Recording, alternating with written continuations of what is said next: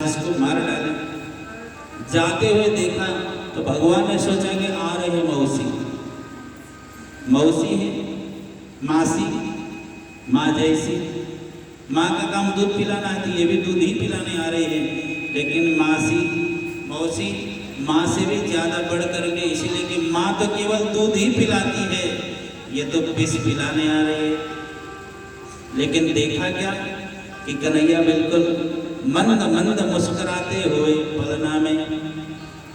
यशोदा मैया ने कहा कि बहन जा तो रहे, लेकिन ध्यान देने का क्या, अरे मेरो लाला झूले पालना निकहले झोंका दीजो, मेरो लाला झूले पालना निकहले झोंका दीजो, मेरो लाला झूले पालना निकहले झोंका दीजो, निकहले झोंका दीजो, निकहले झोंका दीजो, निकहले झोंका दीजो, निकहले झोंका दीजो, कन्हैया झूले पालना निकहले झोंका दीजो, कन्हैया झूले पालना निकहले झोंका दीजो।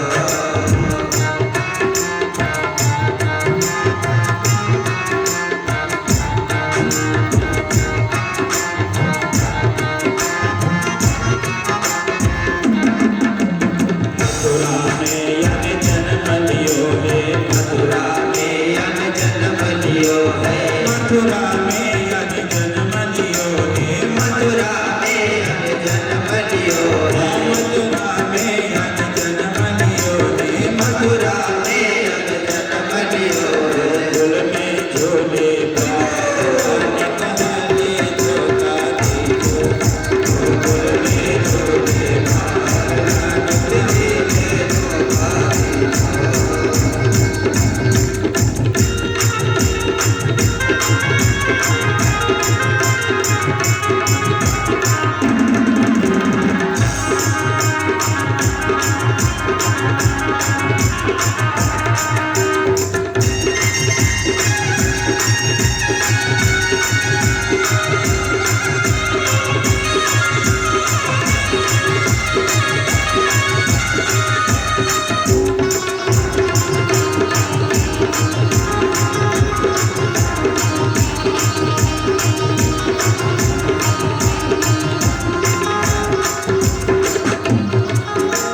जय वसुदेव चले गोकुल को, जय वसुदेव चले गोकुल को, जय वसुदेव चले गोकुल को, जय वसुदेव चले गोकुल को, यमुना पधारे चरना निकहले झोंका दीजो, यमुना पधारे चरना निकहले झोंका दीजो, मेरो लाला झूले पालना निकहले झोंका दीजो, कन्हैया झूले पालना निकहले झोंका दीजो।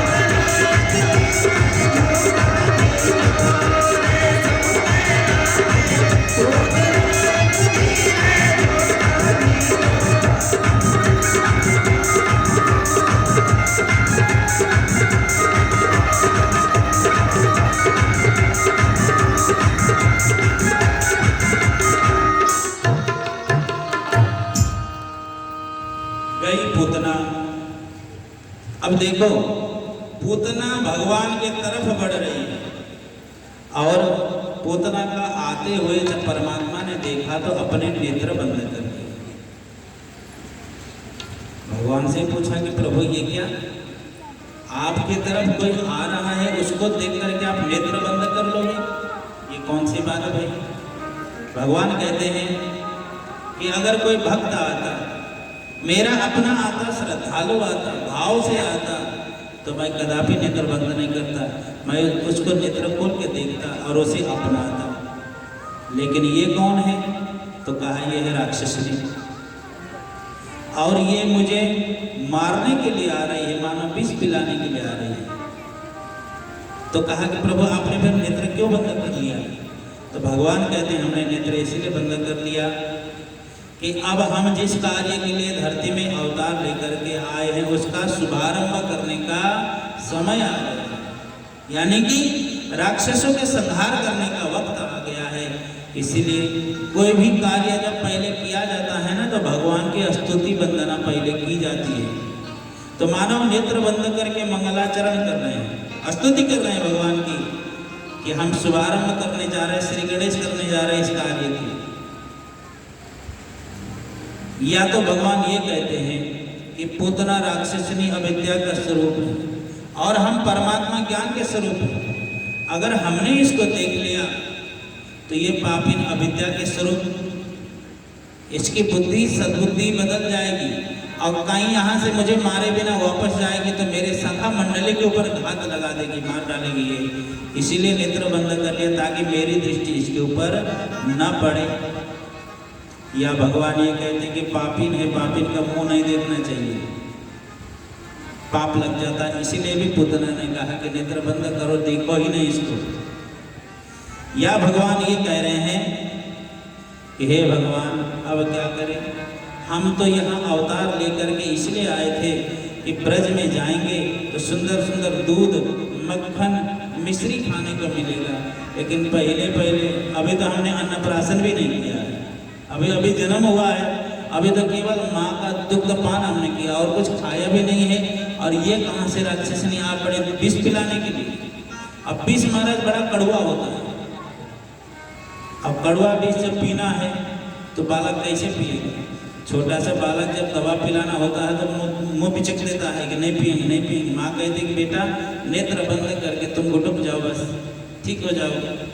तो भगवान कहते हैं कि बस हमें कड़वा विष पीना है तो नेत्र बंद करके हम उसको पी लेते हैं। या भगवान ये कह रहे हैं कि हम यहाँ ब्रज में आए हैं दूध, मक्खन, मलाई खाने के लिए, विष पीने वाला प्रोग्राम भगवान भोलेनाथ का है। तो मानो नेत्र बंद करके शंकर जी की स्तुति कर रहे हैं, भोलेनाथ को बुला रहे कि हे देवादिदेव महाराज आप पधारो और आकर के विष को पी लो और हमें मक्खन मलाई ही खाने दो। या भगवान ये सोच रहे हैं कि हम भक्त वत्सल हैं, जो कोई मेरे सन्मुख आता है, सन्मुख हो जीव मही जबही, जन्म कोटि अगनासहि तबहि, करोड़ों जन्म के पाप उसके नष्ट हो जाते हैं, तब इसकी सदगति नहीं हो पाएगी। इसीलिए नेत्र बंद करें ताकि इसकी सदगति करें, इसको अपने धाम में पहुंचा दें। या भगवान ये सोच रहे हैं कि मैंने अनेकों माँ का दूध पिया है, अनेक मेरे अवतार हुए हैं, एक से एक भक्त माँ का दूध पिया है, इस पापिन का दूध हम कैसे पिएंगे। इसीलिए भी भगवान ने नेत्र बंद कर लिया। लेकिन पूतना जब पहुंची, पूतना ने जाकर के गोद में उठा लिया कन्हैया को और उठा करके स्तनपान कराना आरंभ कर दिया। सर्वप्रथम तो नंद नंदन ने उसका दुग्ध पान कर लिया, उसके बाद विष को पी लिया और अंतिम में भगवान उसके प्राणों को जब पीने लगे तब वो चिल्लाने लगी कि छोड़ दे मुझे छोड़ दे। अपने ससुर में प्रकट हो गई और वहां से भाग करके मथुरा की तरफ जाने लगी। कन्हैया ने उसके प्राणों को पी लिया, अब चिल्ला रही है कि पूतना पूतना पूतना, छोड़ मुझे छोड़ पूतना। कहा कि मौसी पहले बात तो हम किसी को पकड़ते नहीं हैं और जिसको एक बार पकड़ लेते हैं फिर उसको बिना कल्याण किए हम छोड़ते नहीं हैं। अब तुम्हारा हम कल्याण करके ही छोड़ेंगे, यूँ छोड़ने वाले हम हैं नहीं। जाते जाते मार्ग में ही उसके प्राणों को नंदनंदन ने पी लिया। विशाल पर्वत के शरीर वाली पूतना धड़ाम से मार्ग पर ही गिर पड़ी। और जब गिरने की आवाज आई, चारों तरफ महाराज फैल गए, बड़े बड़े वृक्ष टूट पड़े। दौड़ करके यशोदा मैया, ग्वाल बाल, ग्वालिने, गोपिकाएं सब देखने जाती हैं तो लाला है नहीं। कहाँ गया लाला? व्याकुलता हो गई, चारों तरफ ढूंढने लगे। किसी ने आकर के सूचना दी कि लाला तो पूतना मरी पड़ी मार्ग में, उसके वक्षस्थल में नृत्य कर रहे हैं, खेल रहे हैं। दौड़ करके जाके देखा तो महाराज उतान पड़ी हुई है पूतना, उसके सीने पर बैठ करके नंदनंदन मुस्कुरा रहे हैं। यशोदा मैया तो मूर्छित होकर के गिर पड़ी कि हे भगवान, ये कैसे हो गया? सीढ़ी लगा करके नंदनंदन को उतारा गया। अब लेकर के आए घर में, गाय के गोबर से, गौमूत्र से स्नान कराया, गौ के पूंछ से झाड़ा लगाई, सुंदर स्नान कराया कि मेरे लाला ने मुर्दा को छुआ, अशुद्ध हो गया। और गौ के पूंछ से झाड़ा लगाती है कि नजर गुजर किसी की लग गई हो तो वो भी उतर जाए। उधर वसुदेव जी से मिलने के लिए नंद बाबा गए हैं तो वसुदेव जी ने पूछा हालचाल। नंद बाबा से कहा कि बाबा आप यहाँ विचरण कर रहे हो, आपके गोकुल में कुछ अपशगुन होने वाला है, हमारी ज्योतिष ऐसे बता रही है। अब नंद बाबा वहाँ से बड़ी तेजी से भाग चले। यहाँ आए तो देखा कि वास्तव में अपशगुन हो गया है। ग्वाल बाल कहते नंद बाबा पूतना आई थी, पता नहीं कैसे मरी, इसने कन्हैया को उठा कर ले जाने का प्रयास किया। खैर कन्हैया सुरक्षित है, अब हमारे पास में है। सबसे बड़ी समस्या तो बाबा ये हो गई है कि गोकुल और मथुरा के मध्य का मार्ग बाधित हो गया। हम लोग कैसे पार जाएं? मार्ग में पूतना मरी पड़ी है, उसने पूरे रास्ते को ही छीन लिया, रोक लिया। नंद बाबा ने कहा कि जाकर के कुल्हाड़ी ले आओ, आरे ले आओ और इसके शरीर के खंड खंड कर लो, और जो लकड़ी इसने तोड़ा है गिरने में, उसी लकड़ी को एकत्रित करके इसके शरीर का दाह संस्कार कर दो। तो यही किया। समस्त ग्वाल वालों ने उठा करके उसके शरीर का खंड खंड कर दिया। लकड़ी को उठा करके उसके शरीर में डाल करके जैसे अग्नि लगाया तो महाराज 1 योजन के दूरी तक उसके शरीर से निकले वाले सुगंध से चारों तरफ सुवासित हो गए। सुखदेव भगवान कहते हैं, हे राजन, पूतना इतनी बड़ी पापिन थी, राक्षसिनी थी, लेकिन उसका शरीर जब जलाया गया तो उसके शरीर से सुगंध निकला। इसका कारण जानते हो क्या है? तो राजा परीक्षित कहते हैं, गुरुदेव क्या कारण था? तो सुखदेव भगवान कहते हैं, जिनको परमात्मा ने अपना लिया, उसके समस्त अवगुणों को परमात्मा ने मान लो सहज रूप से पी करके समाप्त कर दिया, और उसके शरीर को परमात्मा ने कतई निर्मल बना दिया, निश्चल बना, निष्कपट, निष्पाप बना दिया।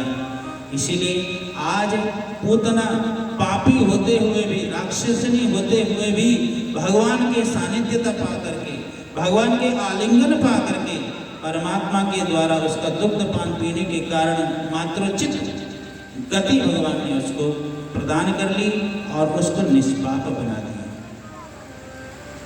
पूतना की सदगति कर दी भगवान ने। संकटासुर नाम के राक्षस को भी भगवान ने बैलगाड़ी के द्वारा मरवा दिया। बड़ा प्रभावशाली था। तृणावर्त जो बवंडर के रूप में आया था, उसको भी भगवान ने उसके गले दबा करके भगवान ने उसको भी गोविंदाय नमो नमः करा दिया। धीरे धीरे परमात्मा हमारे बड़े हो रहे हैं। भगवान का नामकरण संस्कार श्री गर्गाचार्य जी के द्वारा हुआ, क्योंकि जितना नंद बाबा को चिंता नहीं है उससे ज्यादा कहीं वसुदेव जी को चिंता है, क्योंकि वसुदेव जी जानते हैं कि पुत्र हमारे हैं, भले ही नंद बाबा अपना जाने। तो एक दिन गर्गाचार्य जी को बुला करके वसुदेव जी ने भेजा नंद बाबा के पास कि जा करके महाराज उनका नामकरण संस्कार करो। गर्गाचार्य जी मना करते रहे, लेकिन जबरदस्ती उनको भेजा। गर्गः पुरोहितो राजन् यदूनां सुमहातपः ब्रजं जगामनन्दस्य वसुदेव प्रचोदितः। श्री वसुदेव जी महाराज ने भेजा कि जा करके महाराज आप उनका नामकरण संस्कार कर दीजिए। अब गर्गाचार्य जी नंद बाबा के द्वार पर आए, बड़े सुंदर ढंग से पद प्रक्षालन किया, घोड़ों प्रकार से पूजन की, हाथ जोड़ करके निवेदन किया और कहा कि बाबा जब से मेरा लाला हुआ है तब से कोई ना कोई अमंगल इसके जीवन में होता ही है, कृपा करके आप बताओ कि इसका भविष्य क्या ऐसे बीतेगा। गर्गाचार्य जी ने कहा एक बात बताओ, क्या नाम रखा है अपने लाला? तो नंद बाबा कहते हैं कि बाबा नाम तो अभी रखा ही नहीं हमने, तब का जब नाम ही नहीं रखा है तो हम दोष गुण कैसे बता सकते हैं, नाम से ही तो देखा जाता है। तो कहा कि महाराज अब इससे सुंदर घड़ी दोबारा हमें कहाँ मिल सकती है, आप पधारे हो तो नामकरण संस्कार भी आपके द्वारा ही हो जाए। गर्गाचार्य जी ने कहा राज नंद बाबा आप जानते हो ना कि हम कंस के पुरोहित हैं, अगर कहीं राजा कंस को पता चला कि हम जा करके इधर उधर पुरोहित कर रहे हैं तो हमारा सर कलम कर देगा, हमारी बस की बात नहीं है। नंद बाबा ने कहा महाराज चुपचाप जा चल करके कहीं किनारे पे कर दो, किसी को पता नहीं चले कानों का। गर्गाचार्य ने कहा कि ये बात ध्यान रखना कि किसी के कानों का खबर नहीं होना चाहिए, नहीं होगा। अब गौशाला में लेकर के उनका नामकरण संस्कार श्री गर्गाचार्य जी के द्वारा किया गया। अयम ही रोहिणी पुत्रो रमयन् सुहृदो गुणे आख्यास्यते रमा इति बलाधिक्यात् परं विदु। बड़े पुत्र जो रोहिणी के थे उनका नाम रखते हुए श्री गर्गाचार्य जी महाराज कहते हैं कि ये बल में अत्यधिक हैं और सबके अंदर रमण करने वाले, इसलिए इनका नाम मैं राम रखता हूँ। अत्यधिक बल है इसलिए इनका नाम मैं बलराम रखता हूँ। बोले श्री बलराम जी महाराज की। आसन वर्ण स्त्रियो हास्य गृहंतो नो युगम तनु शुक्लो रक्तस्तथा पीत इदाने कृष्णता। कहते हैं जिस प्रकार से चंद्रमा शुक्ल पक्ष में बढ़ती है, कृष्ण पक्ष में घटती है, उसी प्रकार से इनका रूप यौवन माधुर्य भगवान कृष्ण वर्ण में अवतार लेकर के आए हैं, इसीलिए इनका नाम मैं कृष्ण रखता हूँ। बोले श्री कृष्णचंद्र भगवान की जय। दोनों का नाम रख दिया। नंद बाबा यशोदा मैया। यशोदा मैया ने कहा बाबा क्या नाम रखा है? तो कहा कि बलराम। दूसरे का क्या नाम? कहा कृष्ण। अब बार बार प्रयास करे बोलने का, यशोदा मैया बोल ही ना पाओ मैं कृष्ण, थोड़ा सा हटपटा है ना बोलने में कृष्ण।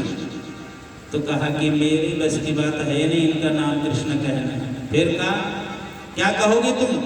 तो कहा कि बड़े का नाम बलुआ, छोटे का नाम कनुआ। मैं तो यही कह करके बुलाऊंगी उनको। अब उनका नाम वैसे भी माता वात्सल्यता में नाम चाहे जो हो, घर में कुछ न कुछ नाम अपना रख ही लेती है। तो बड़े का नाम रखा बलुआ, छोटे का नाम रखा कनुआ। धीरे धीरे परमात्मा हमारे बड़े होने लगे, गोद में खेलते हैं माता की, पलना में झूलते हैं। अब धीरे धीरे परमात्मा पैया पैया, चार हाथ पांव से, बालक जैसे नहीं चलते हैं, घुटना के बल में चलने लगे। एक दिन भगवान घर के अंदर यशोदा मैया खिला रही थी तो रोने लगे तो छोड़ दिया नीचे धरती पर, तो पैया पैया चल करके चलने लगे। अब यशोदा मैया अपने काम में लगे। तब देखा क्या कि दोनों भाई ने अपने आपस में आंख मार लिया और कहा कि घर के बाहर चलो। अब घर के बाहर जाने लगे। तो घर के बाहर पहुंचने के लिए बलराम जी बड़े हैं तो निकल के बाहर हो गए, लेकिन कन्हैया जी फंस गए मार्ग में। कैसे? जब दरवाजे के पास पहुंचे तो नंद बाबा के घर का जो दरवाजा था, मुख्य दरवाजा, उसकी चौखट बहुत ऊंची थी। पुराने जमाने में अब कहाँ होती है, अब तो चौखट लगती नहीं, अब तो तिरखट लगती है।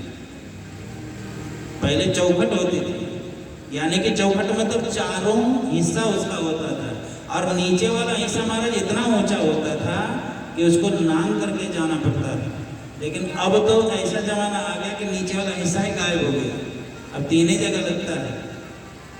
अक्सर पुराने जमाने में चौखट बहुत ऊंची होती थी, उसको देहली कहा जाता है। चौखट बहुत ऊंची थी। अब भगवान ने सोचा कि चौखट पार करके हम बाहर चले जाएं, तो अक्सर छोटे छोटे बच्चे, चाहे हम आप भी हो, कहीं ऊंचे से उतरना अगर होगा तो सामने से उतरने में हिम्मत नहीं पड़ता तो पीछे की तरफ उतरते हैं। सीढ़ी उड़ी में कहीं उतरना हो तो सामने से जब उतरने की हिम्मत न पड़े तो घूम करके पीछे की तरफ से उतरते हैं। तो ऐसे भगवान ने सोचा सामने से तो हम जाने से रहे, तो पीछे से हम उतर जाएं। भगवान घूम करके अपने पाँव को चौखट के बाहर निकाल दिया, भगवान ने दोनों पाँव, और धीरे से सोचा कि बाहर निकल जाए। लेकिन समस्या ये हो गई कि चौखट इतनी ऊंची थी कि उनके पाँव जमीन तक लगे ही नहीं, और इधर से हाथ भी छूट गया चौखट के ऊपर, पेट के बल में चौखट के ऊपर ही टंग गए भगवान। अब टंग गए तो उसी में झूला झूल गए, कभी इधर कभी उधर, उधर न जा सकते नहीं इधर आ सकते हैं। इधर से हाथ छूट गया, उधर से जमीन में पाँव लगी नहीं। अब वहीं रोने लगे। देव ऋषि नारद जी ने देखा तो हाथ जोड़ करके प्रणाम किया कि जय हो परमपिता परमात्मा, जिनके नाम मात्र स्मरण करने से पापी से पापी जीव भवसागर से पार हो जाता है। आज वो परमात्मा चौखट में लटका पड़ा है, चौखट नहीं पार कर पा रहा है। धन्य है आपकी लीला, धन्य है करुणा वाले। जब रोने लगे भगवान तो दौड़ करके आई यशोदा मैया, तो कहा कि देखो ये कर क्या रहा है, ये उठा करके फिर अंदर ले आई। बलराम जी घूम करके आ गए। लेकिन कब तक चलता है ऐसे? एक दिन, दो दिन, तीसरे दिन पार हो ही गए। जब पार हो गए तो महाराज पहुंच गए। सबसे पहले कहाँ गए? भगवान गए सबसे पहले गायों के पास में, क्योंकि भगवान है गोपाल। क्या है भगवान? गोपाल है। गौ से सबसे ज्यादा अधिक प्रेम है परमात्मा का, तो गायों के पास गए। तो गाय भी चाहती है ना, 9 लाख गौ है नंद बाबा के, तो सब चाहती हैं कि लाला मेरे पास आए। महाराज जब गए हैं ना नंद नंदन, तो जितनी गाय थी, मानव वात्सल्यता के कारण समस्त गायों के स्तनों से दूध अपने आप टपकने लगा। भगवान को देख करके सब चाहती हैं कि नंद नंदन हमारे दूध पिए। कभी किसी के स्तन से खेलते हैं, कभी किसी के पाँव पकड़ते हैं, कभी किसी गाय के पूंछ से लटकते हैं, तो कभी किसी बछड़े के सिर पर चढ़ जाते हैं, कभी किसी को कान पकड़ के खींचते हैं, तो कभी किसी के सींग में झूला झूलते हैं। इस तरह से खूब खेले भगवान गायों के साथ, बछड़ों के साथ में। अब पीली पीली झंगुलियाँ पहन करके भगवान गए थे, तो कभी गाय के साथ खेलते खेलते महाराज इतनी झंगलियों में गोबर लगा लिया भगवान ने, चारों तरफ गोबर में सन गए। बलराम जी से कहा मैया बहुत मारेगी, भाग चले जल्दी है। अब दोनों भाई जब घर के अंदर आए तो महाराज गोबर से लथपथ सने हुए। न यशोदा मैया ने जब देखा तो कहा कि हे भगवान, कान्हा ये क्या कर दिया बाबू तुमने? बेटा ये क्या करके आई हो? मुझे लगता है तो पिछले जन्म में तो सुअर था क्या? कन्हैया ने बलराम जी की तरफ देखा, कहा कि भैया माता बड़ी ज्ञानी है, इसको कैसे पता पिछले जन्म में हम सुअर थे? बलराम जी ने कहा माँ है वो तुम्हारी, उसको सब पता है। भगवान सुअर बने हैं ना, बड़ा अवतार भगवान ने लिया। इस प्रकार से भगवान लीला करते हुए कभी गौओं से, कभी बछड़ों से, धीरे धीरे भगवान अब खड़े होकर के चलने लगे। तब भगवान ने कहा कि अब ग्वाल बालों के साथ भी तो कुछ खेल होना चाहिए, क्योंकि परमात्मा के जितने भी सखा हैं, चाहे गोपिका हो चाहे ग्वाल बाल हो, इन्होंने महाराज न जाने कितने हजार वर्ष तपस्या किया है परमात्मा की प्राप्ति के लिए। तो आज ब्रज में ग्वाल बाल बन करके, गोपिका बन करके आए हैं, तो भगवान सबकी मनोकामना को पूर्ण करना चाहते हैं। तो भगवान ने सोचा कि इनके साथ चलकर भी खेला जाए। अब निकल करके भगवान बाहर हो गए। बाहर गए तो ग्वाल बालों को बुला लिया भगवान ने, बुला करके कहा कि चलो मित्रों अब खेला जाए। क्या खेलोगे? भगवान ने कहा चोरी चोरी खेलते हैं। बाल बाल कहते हैं कि कन्हैया ये क्या सिखा रहे हो, चोरी करना सिखा रहे हो। लाला ने कहा कि देखो हम किसी के धन दौलत चुराने की बात नहीं करते हैं, हम तो मक्खन मिश्री चुराएंगे। बाल बाल कहते हैं कि तुम्हारे घर में क्या मक्खन की कमी है क्या, तो चुराओगे? कहा कि मित्रों जो चोरी के माल में स्वाद है वो घर के माल में स्वाद हो मिलता ही नहीं है। अच्छा चलो चोरी। तो कन्हैया ने कहा कि देखो शुभारंभ करेंगे तो बाहर नहीं जाएंगे। फिर कहा कि सब लोग अपने अपने घर से ही हम लोग चोरी आरंभ करते हैं। सबको भेज दिया। हमारा जितने उसके बाल सखा थे चोरी करने के लिए गए, तो उससे कोई सफल होए कोई विफल होए, कोई मार खा के आए कोई डांट खा के आए। दूसरे दिन आकर के कोई कमर टेढ़ी, कोई हाथ टेढ़ी, कोई मुंह टेढ़ी। कन्हैया के ऊपर सब लोग नाराज। कन्हैया ने कहा क्यों नाराज हो इतना? बाल सखा कहते हैं कि तुमने मरवा दिया ना, अब तो हम कान पकड़ते हैं, आज के बाद से कभी चोरी नहीं करेंगे। कन्हैया ने कहा एक छोटी सी काम बताए तो भी नहीं सफल हुए तुम लोग करने में। चलो अब हम सिखाएंगे वही काम करना, कभी विफल नहीं हो गए। तो कहा कि कैसे? कहा कि सबसे पहले तो एक संगठन बनाया जाए, कमेटी। अच्छा कमेटी का नाम क्या होगा? तो कन्हैया ने कहा कि देखो कमेटी का नाम होगा बाल गोपाल चौर विद्या प्रचार मंडली, उसका नाम होगा। कहा उसका अध्यक्ष कौन होगा? कहा कि हम स्वयं होंगे उसके अध्यक्ष, हम जैसे बताएंगे वैसे तुमको करना होगा। कहा ठीक है कन्हैया, जो जो मार्ग तुम बताओगे उसी मार्ग पे हम लोग चलेंगे। अब महाराज कमेटी तैयार हो गई। कन्हैया ने चोरी करना आरंभ कर दिया, ग्वाल वालों को लेकर के। जिसके घर में जाते सपाचट करके आते। ग्वाल वाली गोपिकाएं शिकायत लेकर के यशोदा के पास, अरे यशोदा मैया देखो तो सही क्या हुआ? का तेरा लाला चोरी करने के लिए आता है। अब यशोदा को बड़ा आश्चर्य कि मेरा लाला चोरी करने का? हाँ, लेकिन चुराता क्या है? तो कहा कि और कुछ नहीं, मक्खन चुराता है। अब यशोदा कहती है कि मक्खन चुराता मेरा लाला? अरे बावली 9 लाख गौ है मेरे यहाँ, किसी वस्तु की कमी है क्या जो मेरा लाला तुम्हारे घर में चोरी करने के लिए आया? ग्वाली ने कहते कि हम झूठ बोल रहे हैं, इनसे पूछो। 2-4 और गवाह लेकर के जाती हैं। तो यशोदा मैया कन्हैया को बुला करके पूछते, कान्हा हाँ मैया क्या कह रही है?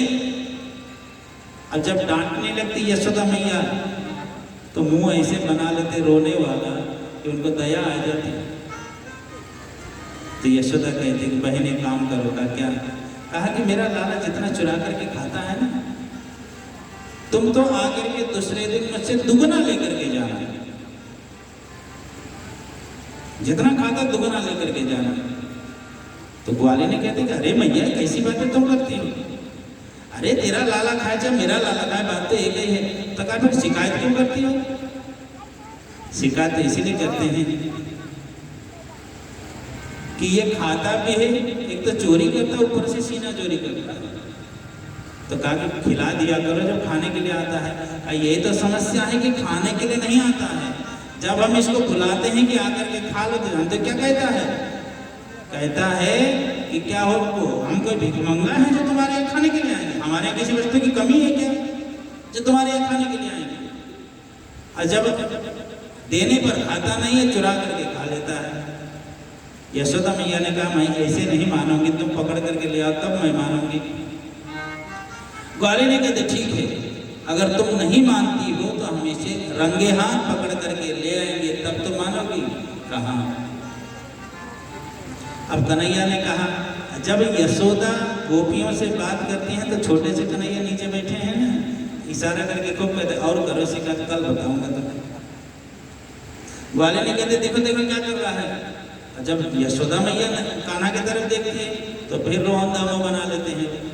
तो कहते मेरा लाला ऐसा है ना, बड़ा सीधा साधा है। ग्वाली ने कहती हैं कि जितना सीधा है ये तो हमसे पूछो कितना सीधा है। ये तो हमें पता है कि कितना सीधा है। अब दूसरे दिन गोपिका ग्वाल बाल कहते हैं, एक बात बताओ कान्हा, तुम्हारे घर में इतनी गाय है, इतना दूध मक्खन होता है, तो तुम दूसरे के घर में चुरा करके क्यों खाते हो? तो कन्हैया कहते हैं कि हम अपने लिए गेहूँ खाते हैं। फिर कहा कि ये मेरे मित्रों को देखो, श्रीदामा है, मधुमंगल है, ये सब देखो, ये सब 1.5 हड्डी के हो रहे हैं, सूखे दुबले दुबले पतले पतले, खाने पीने बिल्कुल मरे जा रहे हैं। ऐसे सूखते दुबला के क्यों जा रहे हो? तो इन लोगों ने कहा कि मित्र क्या करें, मजबूरी ये है कि घर में दूध दही मक्खन मलाई खूब होता है, लेकिन क्या करें, हमारे घर वाले सब बेच डालते हैं उसको, रखते ही नहीं है, तो खाएं क्या? कन्हैया ने कहा इसीलिए तो हम चोरी करवा रहे हैं। बताओ, रातों दिन हम लोग गौ की सेवा हम करें, खिलाए पिलाए हम, परिश्रम हम करें, और मजा कोई और मारे। गौ की सेवा करने के लिए गोकुल के ग्वाला, और जब दूध मक्खन मलाई मिश्री हो, माल छकने के लिए मथुरा के लाला, ये नहीं होगा। चोरी करके हम खाएंगे, जो बचेगा वही बिकेगा। हम यहाँ से बाहर जाने नहीं देंगे गोरस को, इसलिए चोरी करके। दूसरे दिन जब ग्वाले ने लेकर के दही और मटकी जाती हैं, तो कन्हैया ने कहा कि कल मेरे शिकायत करने के लिए गई थी ना, अब बताओ क्या करोगे, क्या करोगे? अब महाराज दूर से ही मार करके पत्थर उनकी मटकी सब फटाफट फोड़ रहा है। जब मटकी फोड़ दिया तो फिर लेकर के पहुंची शिकायत कि बताओ, ना खाया ना खाने दिया, सब नुकसान कर दिया। क्या किया? ग्वाली ने जाकर के यशोदा मैया से शिकायत करने लगी, कहने लगी कि ए मैया, क्या है ग्वाली ने? ग्वालिन कहती है, मेरी मटकी फोड़ी रे। मैया जानते हो तेरे लाला ने क्या किया? क्या किया? ग्वालिन ने कह रही है, अरे यशोदा तेरे लाल ने मेरी मटकी फोड़ी रे। यशोदा तेरे लाल ने मेरी मटकी फोड़ी रे। यशोदा तेरे लाल ने मेरी मटकी फोड़ी रे। यशोदा तेरे लाल ने मटकी फोड़ी रे। मटकी फोड़ी, मटकी फोड़ी, मटकी फोड़ी, मटकी फोड़ी रे। यशोदा तेरे लाल ने मेरी मटकी फोड़ी रे। यशोदा तेरे लाल ने मटकी फोड़ी रे। यशोदा तेरे लाल ने मटकी फोड़ी रे।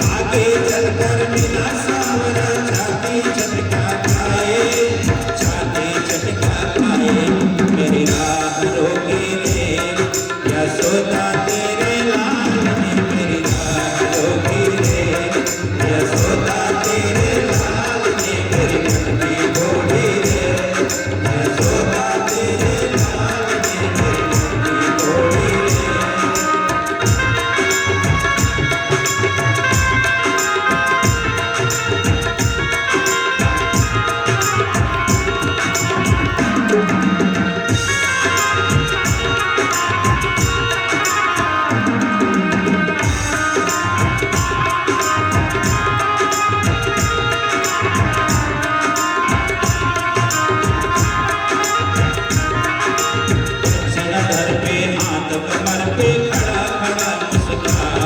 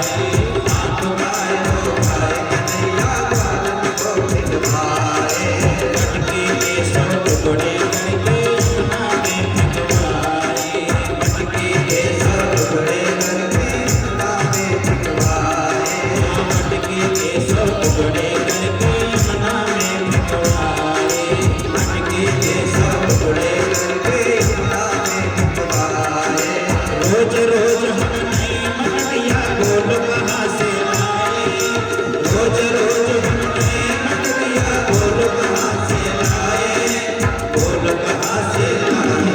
मेरी मटकी छीनी रे यशोदा तेरे लाल ने, मेरी मटकी छीनी रे यशोदा तेरे लाल ने, मेरी मटकी बोली रे यशोदा तेरे लाल ने, मेरी मटकी बोली रे यशोदा तेरे लाल ने, यशोदा तेरे लाल ने, मेरी मटकी बोली रे यशोदा तेरे लाल ने, मेरी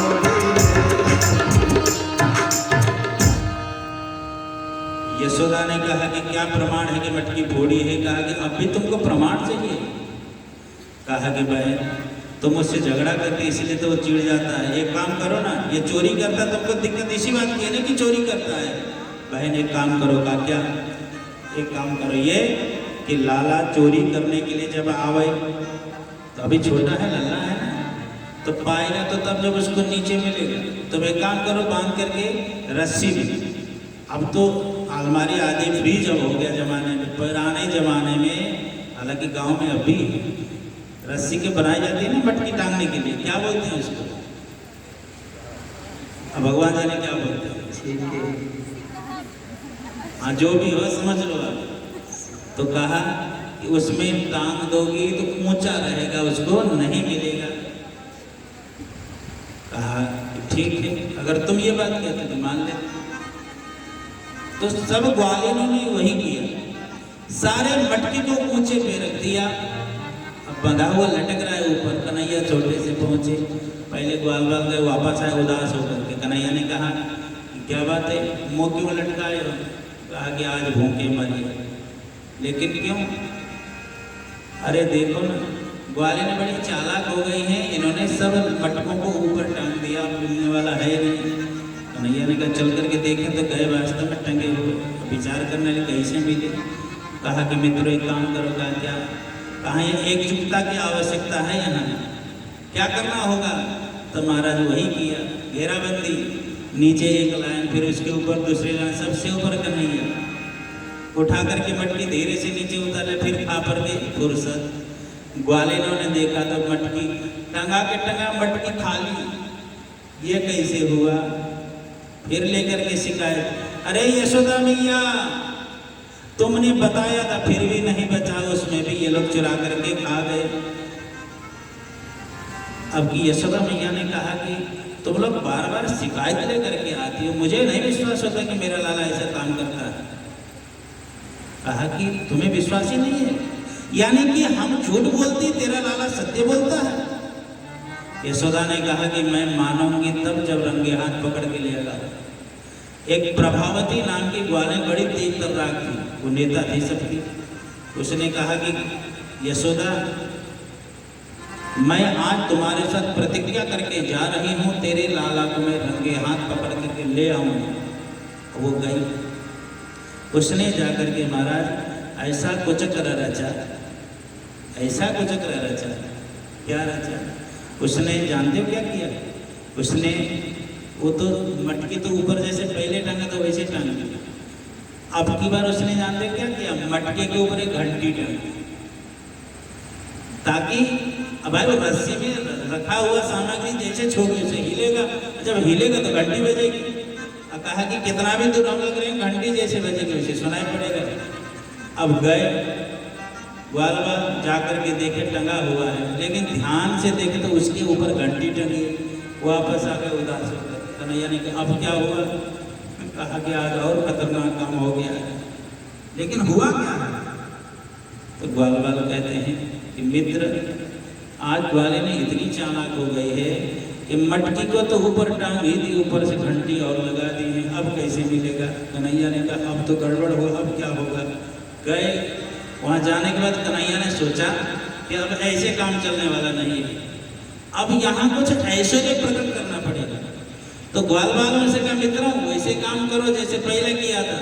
अब घेराबंदी करा करके कन्हैया ऊपर पहुंचे, मटकी को छुए उससे पहले खड़े होकर के कन्हैया ने कहा कि घंटी तो मुझे पहचानती है? घंटी ने कहा सरकार विधिवत, तो मुझे जानती है ना? कहा जानती हूँ। का ध्यान देना, मैं चुराने के लिए आया हूँ, अगर बजी तो समझ लेना। कहा कि सरकार कतई नहीं बजूंगी। अब कन्हैया ने कहा ठीक है। गए, मटके से मक्खन निकाला, निकाल करके ग्वाल वालों को खिलाया, खूब खिलाया, बंदर साथ में तो उनको खिलाया।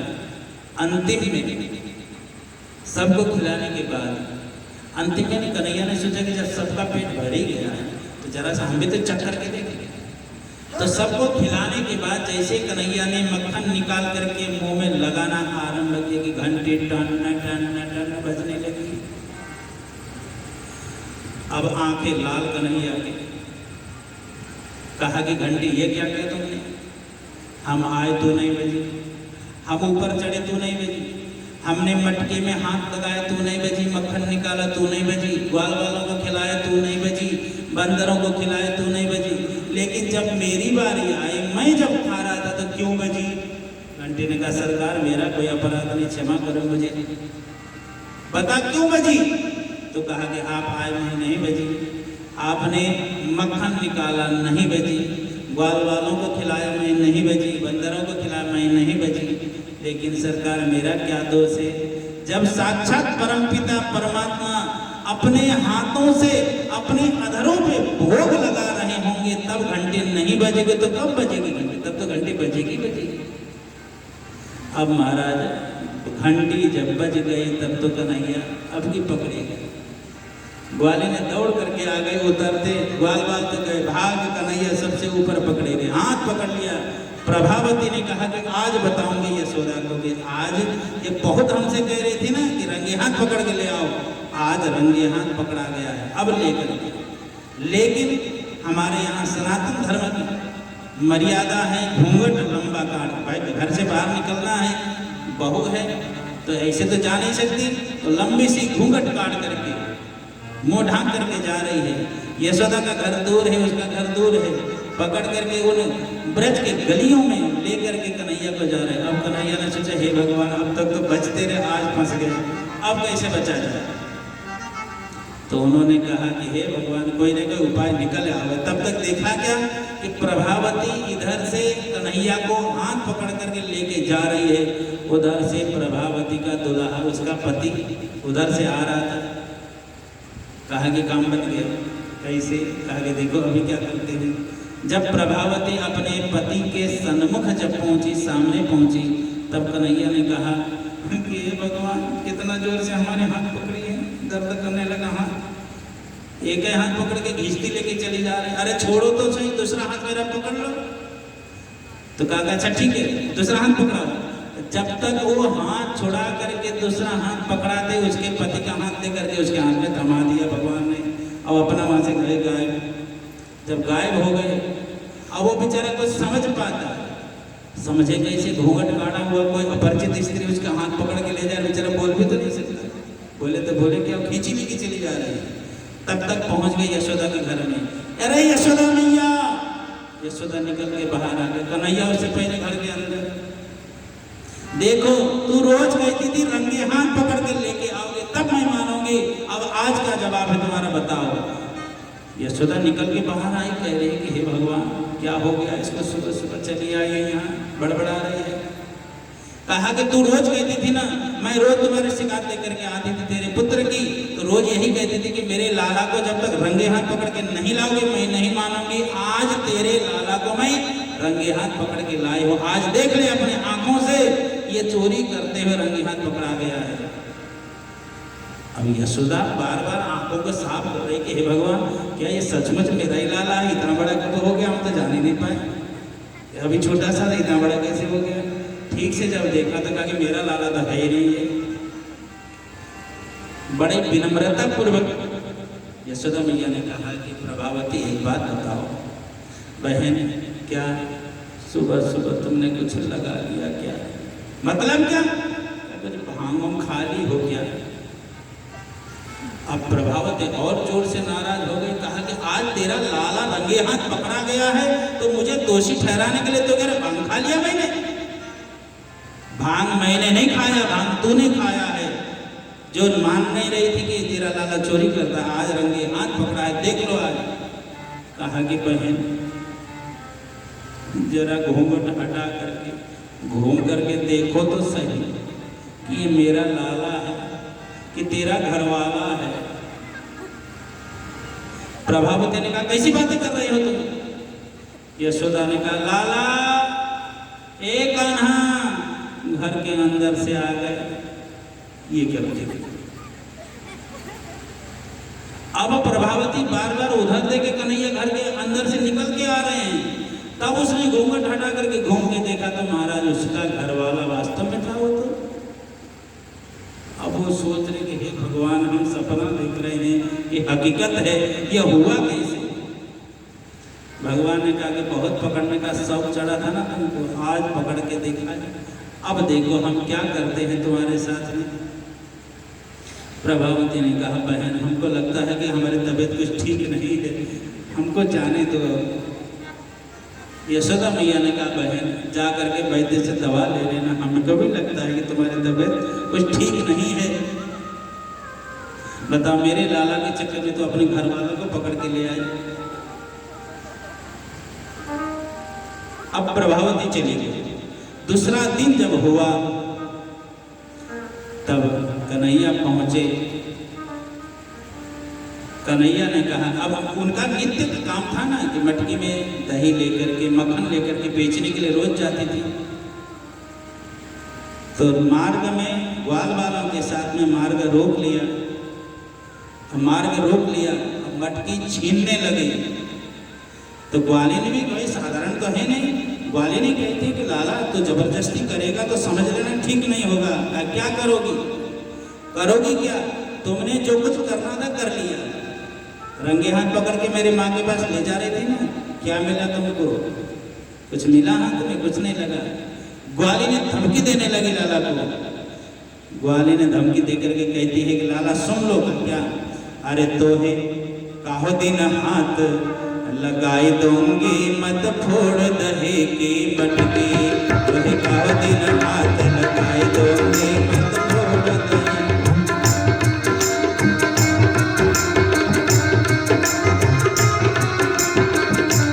कन्हैया ने कहा कि आज हम तुम्हारे बटकी एक भी बाकी नहीं रखेंगे। बड़ी शिकायत करती है, रंगे हाथ पकड़ती हो। आज मैं जा रहा हूँ, सारे बटके तुम्हारे फोड़ डालो। ग्वालिनी कहती है कि मत फोड़ना, मैं तो सोच लेना कि हमारे हाथों से तुम मार खा जाओगे। बाकी अच्छा इतनी है तुम्हारे सामर्थ्य तक मुझे मारोगे? हाँ तो एक दिन हाथ लगाए तो मत फोड़ दहे के मटकी। तो एक दिन हाथ लगाए दोगे, मत फोड़ दहे की मटकी। मत फोड़ दहे की मटकी, मत फोड़ दहे के मटकी। मत फोड़ दहे की मटकी, मत फोड़ दहे की मटकी। कोई काव दिन हाथ लगाए दोगे, मत फोड़ दहे की मटकी। कोई काव दिन हाथ लगाए दोगे, मत फोड़ दहे की मटकी।